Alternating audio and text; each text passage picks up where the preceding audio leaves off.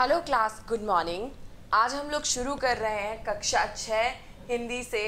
पुस्तक का नाम है अनंत, पाठ 1, जिस पाठ का नाम है अभिनंदन। ये कविता है, तो सबसे पहले हम कविता करेंगे और उसके बाद क्या करेंगे, पहले कविता को रीड करेंगे, उसको समझेंगे। उसके बाद जो चैप्टर की बैक एक्सरसाइज है उसे भी हम सॉल्व करने वाले हैं यहाँ।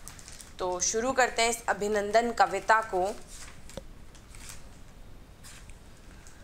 पेज नंबर 5 पर ये आपको दी हुई है।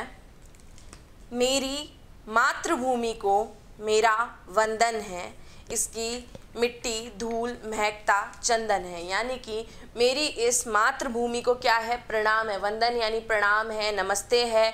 और इसकी जो धूल और मिट्टी है बिल्कुल चंदन की तरह महकती है, यानी चंदन की तरह इसकी सुगंध है, खुशबू है। खेल खेल जिसकी गोदी के पलने में रहा झूलता, पला पैर पर खड़ा हुआ जिसके आसमान के नीचे आंचल में मैं नटखट चंचल शिशु इतना बड़ा हुआ, जिसने मेरे लिए सहा सब कहा न कुछ 100 बार, उसे मेरा अभिनंदन है।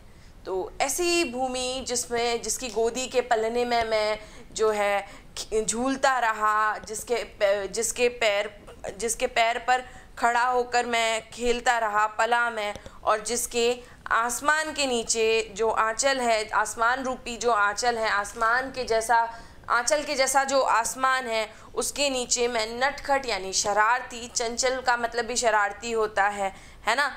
शिशु मतलब बच्चा। शिशु इतना जब मैं बड़ा हो गया इस आसमान के नीचे खेलते हुए, आसमान रूपी आंचल के नीचे खेलते हुए, जिस धरती ने, जिस देश ने मेरे लिए सब कुछ सहा और कुछ भी नहीं कहा, 100 बार ऐसे देश को क्या है, अभिनंदन है। 100 बार ऐसी भूमि को मेरा क्या है, अभिनंदन है।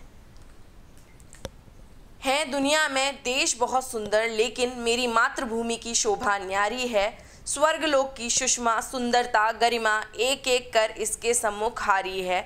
हम सब की आशाओं अभिलाषाओं का कल्प वृक्ष यह नंदन कानन है।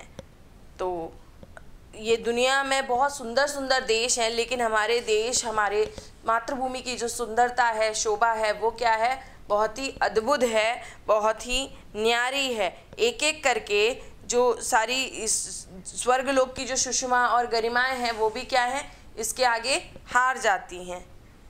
हम सब की आशाओं अभिलाषाओं का कल्प वृक्ष यह नंदन कानन ही है।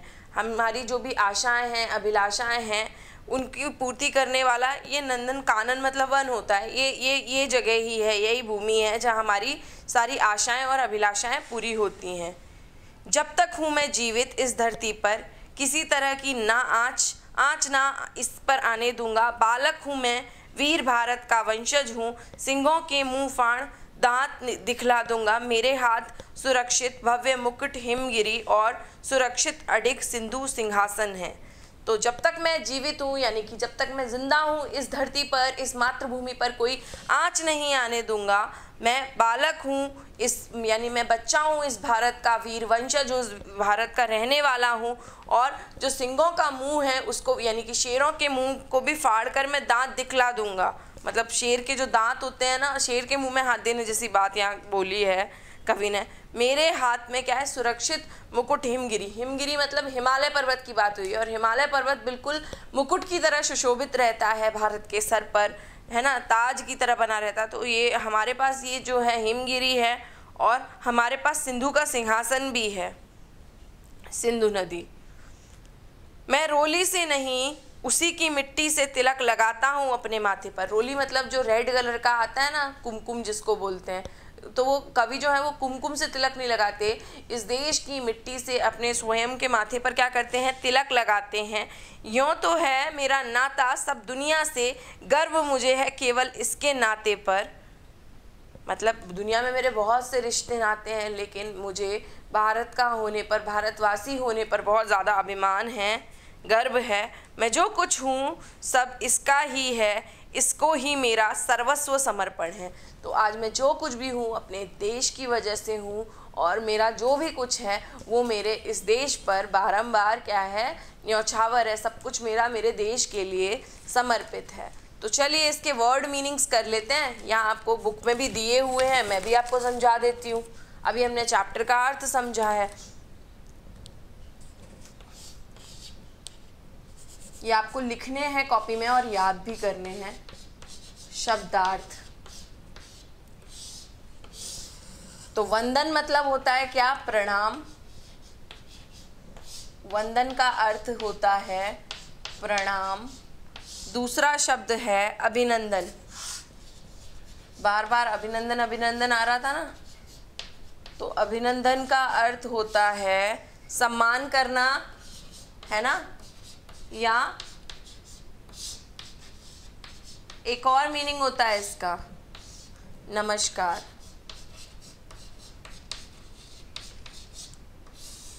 इसके बाद एक और है गरिमा। गरिमा मतलब होता है गौरव। गरिमा का अर्थ होता है गौरव। आप इसे नोट डाउन करते जाइए साथ के साथ। अगला है कानन। कानन मतलब होता है वन। तो पृथ्वी पे जब चीज़ें कुछ भी नहीं थी, घर वगैरह नहीं थे धरती पर, इस दुनिया में, तो क्या थे? हर जगह जंगल ही जंगल थे ना। अगला है भव्य। भव्य मतलब सुंदर। कुछ वर्ड मीनिंग मैं यहाँ लिख रही हूँ, मैं आपको टाइम दूंगी नोट करने के लिए। भव्य मतलब सुंदर। रोली यानी कि तिलक। कुमकुम जिसको हम बोलते हैं, रोली का रेड कलर का होता है ये। तो जो कवि है इसमें वो क्या कर रहा है? रोली से मतलब अपने माथे पर नहीं लगा रहा है, वो हमेशा देश की मिट्टी को ही लगाते हैं अपने माथे पर। पलना। पलना मतलब झूला। पलना या पालना भी बोलते हैं, तो कविता में पलना यूज किया है। पलना मतलब झूला। अगला है सुषमा। सुषमा यानी कि सुंदरता को सुषमा कहते हैं। अगला जो है वो है अभिलाषा। अभिलाषा। अभिलाषा का अर्थ होता है इच्छा।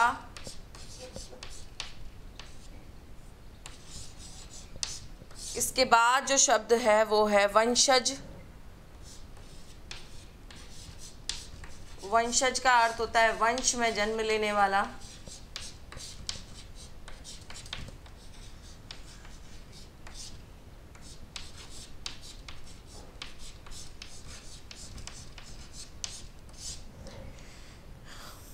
सिंधु। सिंधु का अर्थ होता है समुद्र। वैसे सिंधु नदी भी होती है।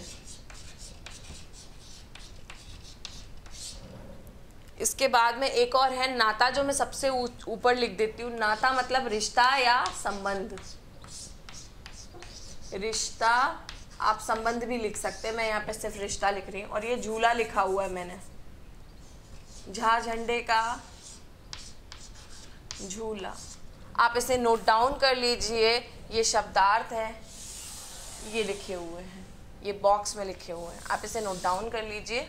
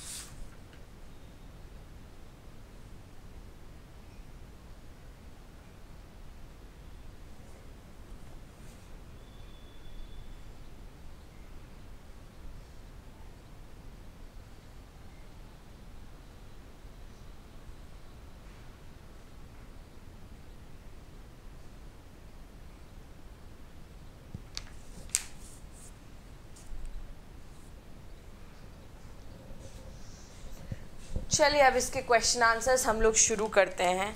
तो जब मौखिक प्रश्नों के उत्तर देने हैं वो भी मैं आपको लिखवा देती हूँ। पहला प्रश्न जो है, किसकी मिट्टी महकती है? प्रश्न है,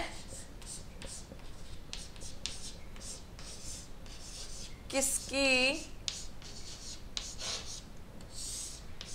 मिट्टी महकती है?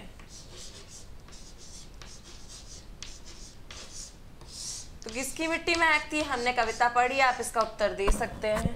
तो इसका उत्तर हो जाएगा हमारी मातृभूमि या जन्मभूमि। मातृभूमि ज्यादा अच्छा रहेगा। मातृभूमि की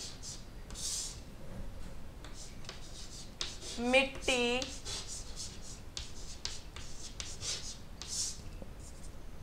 चंदन के समान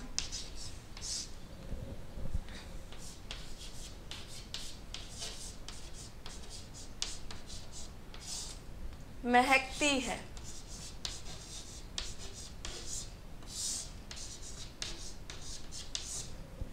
इसे आप लिख लीजिए, किसकी मिट्टी महकती है, तो उत्तर हो जाएगा हमारी मातृभूमि की मिट्टी चंदन के समान महकती है। हमने ये भी बता दिया कि किसके जैसे महकती है।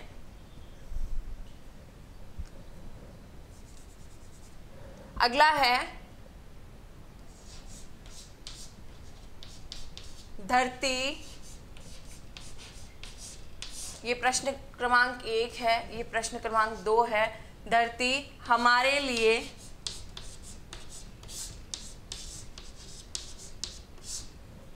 क्या क्या सहन करती है?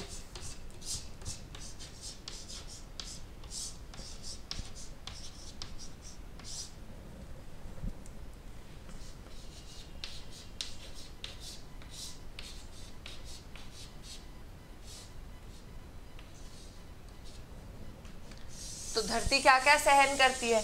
तो हमारा जब जन्म होता है तो इसी धरती पर होता है, हमारी मृत्यु होती है तो इसी धरती पर होती है। इस जो ये जो पूरा अंतराल रहता है, इसमें हम जो भी काम करते हैं तो उन सभी चीज़ों को क्या करती है, धरती सहन करती है। हमारे जन्म से लेके हमें पालना पोषना, हमें बड़ा करना, तो ये सब काम क्या करती है, धरती करती है।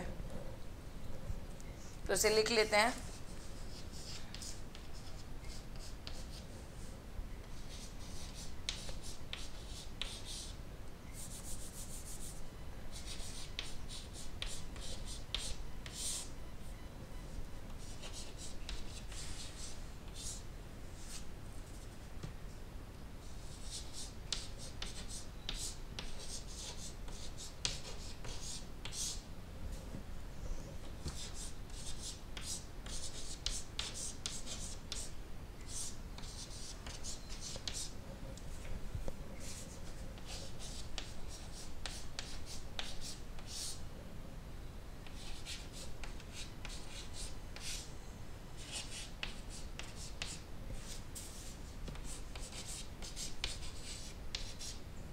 हमारे जन्म के बाद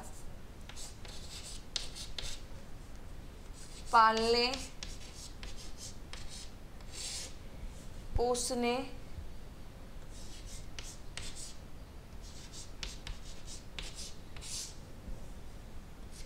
और बड़ा करने का काम धरती करती है।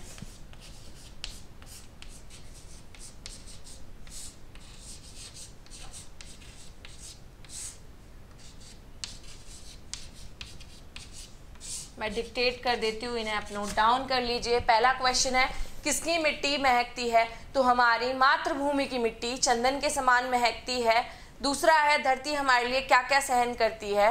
तो इसका उत्तर है हमारा जन्म इस धरती पर होता है। हमारे जन्म के बाद, यहाँ पर के बाद और लिख लीजिएगा, हमारे जन्म के बाद पालने पोसने और बड़ा करने का काम धरती करती है। तो इसे आप नोट डाउन कर लीजिए, लिख लीजिए अपनी कॉपी में।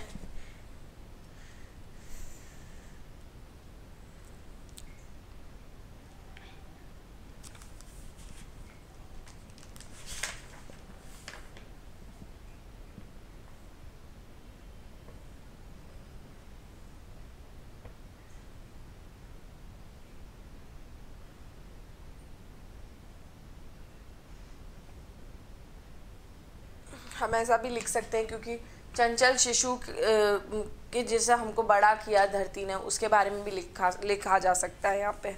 बाकी इतना भी लिखेंगे तो अच्छा है। आगे लिखते हैं। आई थिंक आपने ये नोट डाउन कर लिए होंगे क्वेश्चंस।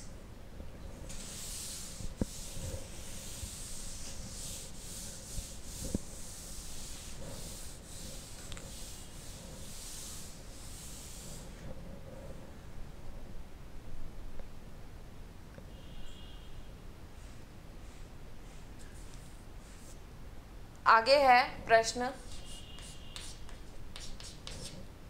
इस कविता के माध्यम से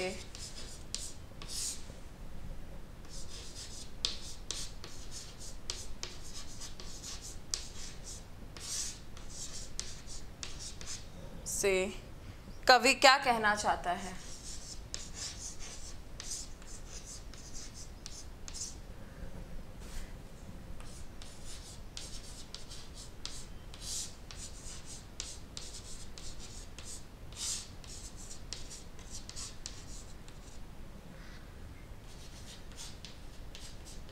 इस कविता के माध्यम से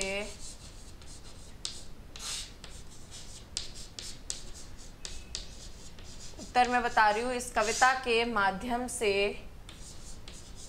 कवि मातृभूमि को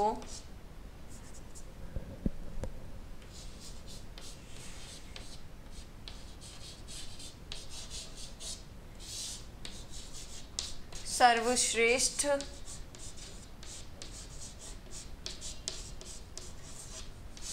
बता रहे हैं। प्रश्न है, इस कविता के माध्यम से कवि क्या कहना चाहता है। तो यहाँ पर ऐसा लिख सकते हैं, इस कविता के माध्यम से कवि मातृभूमि को सर्वश्रेष्ठ बता रहा है। इस कविता के माध्यम से कभी क्योंकि मातृभूमि की ही यहाँ पर बातें की गई हैं, मातृभूमि के बारे में यहाँ बताया गया है, और सही भी है क्योंकि मातृभूमि सबसे बढ़िया होती है, सबसे अच्छी होती है, क्योंकि उसके जैसा दुनिया में कोई स्थान नहीं होता। तो आप इसे लिख लीजिए, इस कविता के माध्यम से कवि क्या कहना चाहता है। उत्तर है, इस कविता के माध्यम से कवि मातृभूमि को सर्वश्रेष्ठ बता रहा है।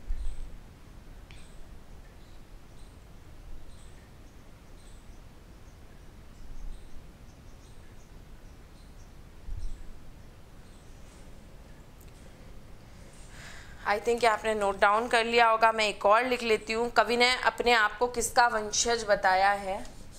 प्रश्न है, कवि ने अपने आप को किसका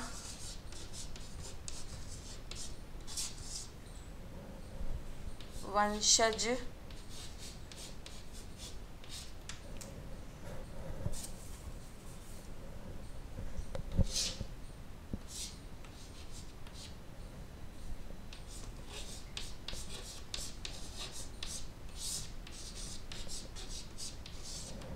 इसका उत्तर हो जाएगा, कवि ने अपने आप को वीर भारत का वंशज बताया है।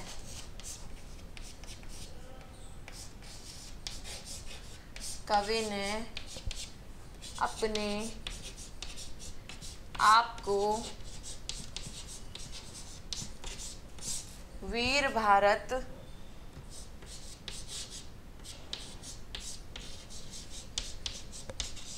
का वंशज बताया है। तो कवि ने अपने आप को किसका वंशज बताया है। कवि ने अपने आप को वीर भारत का वंशज बताया है। और इस कविता के माध्यम से कवि क्या कहना चाहता है। इस कविता के माध्यम से कवि मातृभूमि को सर्वश्रेष्ठ कहना चाहता है, सर्वश्रेष्ठ बता रहा है। ठीक है, आई थिंक आपने फर्स्ट वाला लिख लिया होगा अपनी नोटबुक में।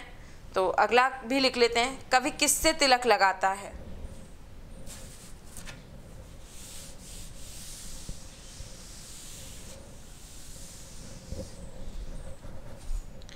प्रश्न है, कवि किससे तिलक लगाता है?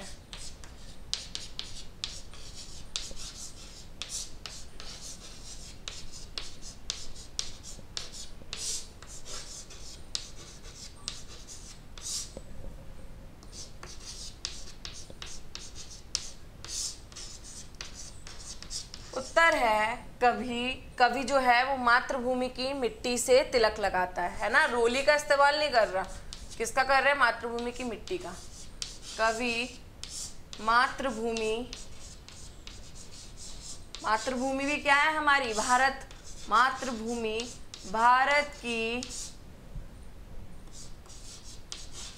मिट्टी से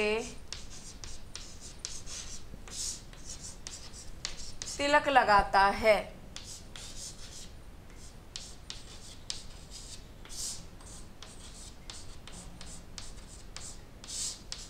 इसे आप लिख लीजिए, कवि किससे तिलक लगाता है? कवि मातृभूमि भारत की मिट्टी से तिलक लगाता है।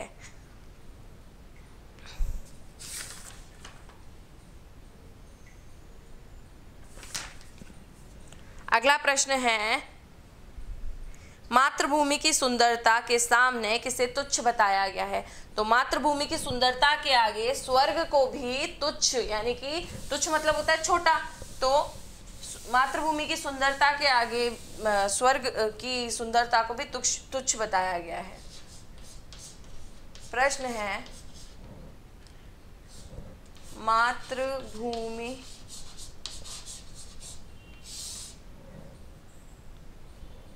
की सुंदरता के सामने किसे तुच्छ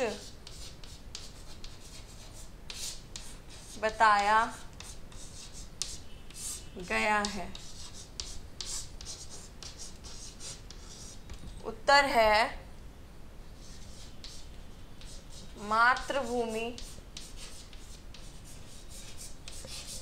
की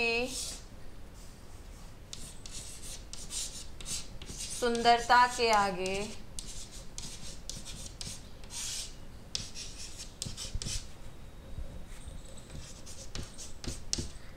नहीं, सामने वर्ड यूज किया तो हम भी सामने ही लिखेंगे। सामने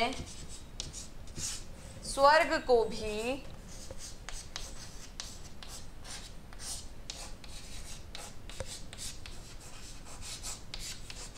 तुच्छ बताया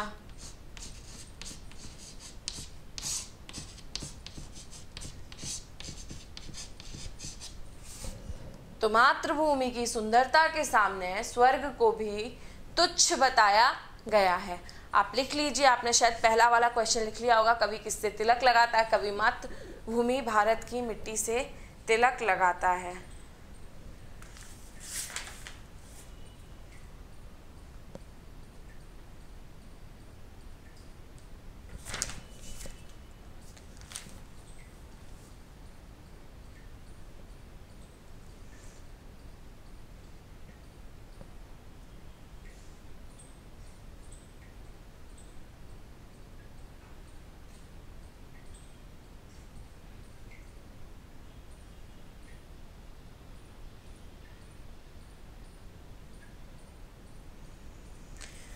अब हम थोड़ा सा ये भाषा ज्ञान वाला पोर्शन करेंगे, है ना। प्रश्न उत्तर हमने लिख लिए हैं।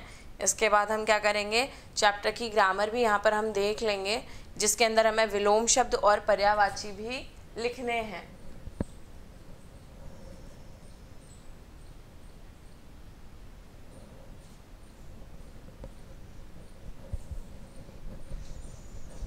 मैं इसे हटा देती हूँ यहाँ से। तो सबसे पहले आपको लिखना है, निम्नलिखित शब्दों में अ उपसर्ग लगाकर विलोम शब्द बनाना है। तो विलोम शब्द भी बन जाएंगे ये, और उपसर्ग भी लग जाएगा इनमें। तो चलिए करते हैं। भाषा ज्ञान। तो पहले में आपको अ लगा करके क्या बनाना है? विलोम शब्द। आप अपनी कॉपी में लिख लीजिएगा इनको। विलोम शब्द, विलोम शब्द या विपरीतार्थक शब्द एक ही होते हैं। तो पहला है शुद्ध। शुद्ध का विलोम क्या होता है? शुद्ध का विलोम क्या होता है बेटा? अशुद्ध।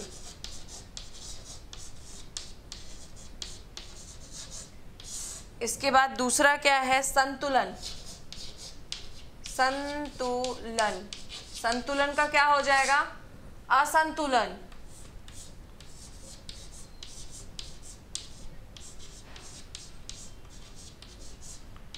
आगे है नियंत्रित। नियंत्रित, तो नियंत्रित का क्या होगा? अनियंत्रित। नियंत्रित मतलब किसी को कंट्रोल कर सके, कंट्रोलेबल कोई चीज हो। अनियंत्रित, अनकंट्रोलेबल।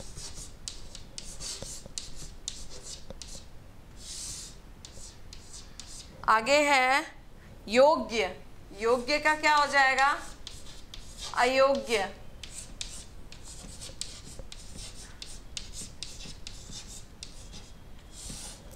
आगे है संभव। संभव का क्या होगा?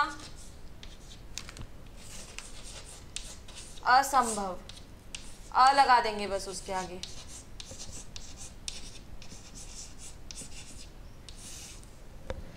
ठीक है, फिर आगे है सफल। सफल का हो जाएगा असफल।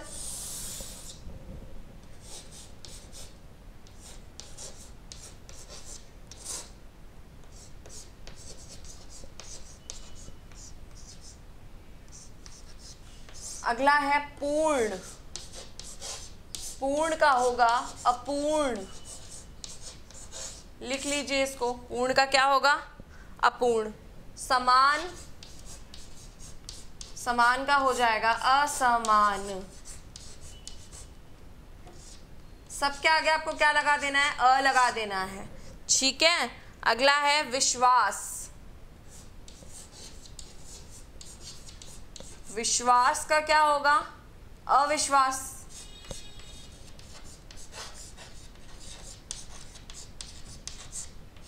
अगला जो शब्द है वो है स्वच्छ। तो स्वच्छ का हो जाएगा अस्वच्छ। तो हम क्या कर रहे हैं यहाँ पर? अ भी लगा रहे हैं उपसर्ग के रूप में और विलोम शब्द भी लिख रहे हैं। तो आप इसे नोट डाउन कर लीजिए।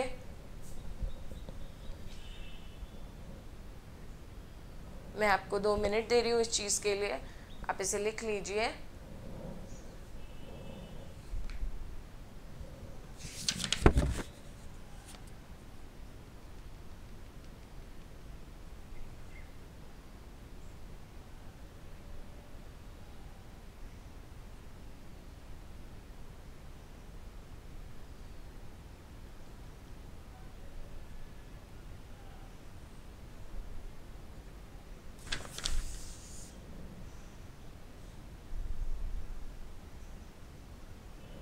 आई थिंक आपने ये लिख लिया होगा। इसके बाद हमें क्या करना है? पर्यायवाची शब्द भी लिखने हैं, तो अब हम वो भी लिख लेते हैं।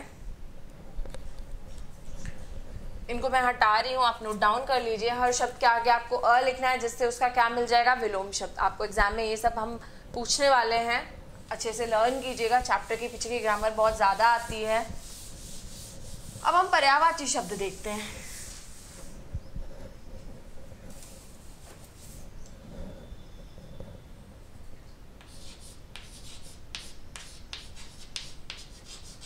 ये भी भाषा ज्ञान में ही आएगा, पर्यायवाची शब्द।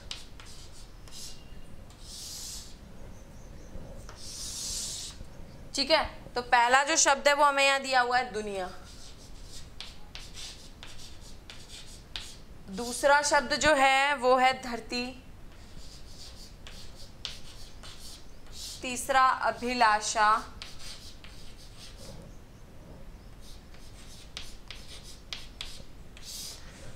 अभिनंदन।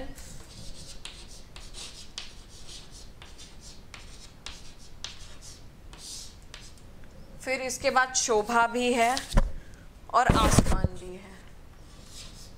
शोभा भी है और आसमान भी है। यहाँ साइड में एक बॉक्स दिया हुआ है, उसमें से हमें पर्यायवाची ढूंढ ढूंढ के लिखने हैं। तो जो सबसे वो शब्द मैं यहाँ नहीं लिख रही हूँ, आपके पास बुक होगी, है ना। तो सबसे पहला शब्द दिया हुआ है संसार, तो संसार किसका पर्यायवाची हो जाएगा यहाँ पर? दुनिया का। तो मैंने लिख दिया संसार, पहला तो संसार हो गया। दूसरा शब्द दिया हुआ है कामना, तो कामना क्या होता है? कामना मतलब इच्छा जाहिर करना अपनी, तो कामना और अभिलाषा एक ही बात है, अभिलाषा भी तो वही होती है। तो यहाँ क्या आ जाएगा? कामना। अगला शब्द जो है वो दिया हुआ है भूमि, तो भूमि किसका पर्यायवाची होगा? धरती का। धरती को ही तो भूमि कहते हैं, हम सभी को पता है ये बात। तो अगला शब्द है वंदन, तो अभिनंदन या वंदन एक ही बात होती है, तो अभिनंदन के आगे मैंने क्या लिख दिया? वंदन। अभी इसका एक और मिलेगा पर्यायवाची, तो हम लिख लेंगे। अगला है प्रणाम, तो प्रणाम यानी अभिनंदन सेम ही होता है, नमस्ते, प्रणाम, अभिनंदन, वंदन एक ही बात होती है, तो यहाँ पर आ जाएगा प्रणाम। अगला शब्द है सौंदर्य, तो सौंदर्य किसका हो जाएगा? शोभा का, है ना। शोभा मतलब सुंदरता ही होता है, तो ये क्या हो जाएगा? सौंदर्य। अगला क्या होगा?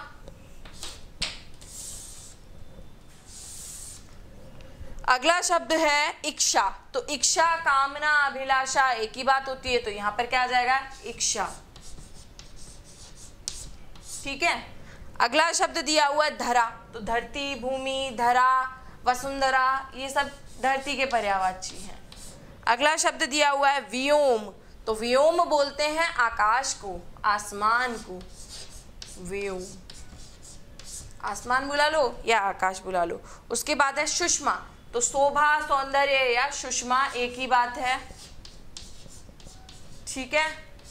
इसके बाद आपको एक और शब्द दिया हुआ है नभ, तो नभ आसमान को बुलाया जाता है। और एक बचा है जग, तो संसार, जग, दुनिया एक ही बात है। ठीक है। तो इस तरह से हमने क्या किया, यहाँ पर्यायवाची लिख लिए। तो मैं आपको एक बार पढ़ देती हूँ। दुनिया का हो गया संसार, जग, है ना। अगला है धरती, धरती का क्या हो गया? भूमि, धरा, वसुंधरा भी होता है, भूमि, धरा, वसुंधरा। अभिलाषा, कामना, इच्छा।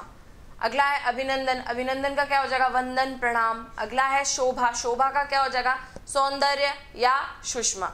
अगला है आसमान, आसमान का क्या हो जाएगा? व्योम, नभ। तो इस तरह से हमने क्या किया, यहाँ पर्यायवाची भी लिख लिया। आप इसे नोट डाउन कर लीजिए, मैं आपको 2 मिनट्स दे रही हूँ इसके लिए।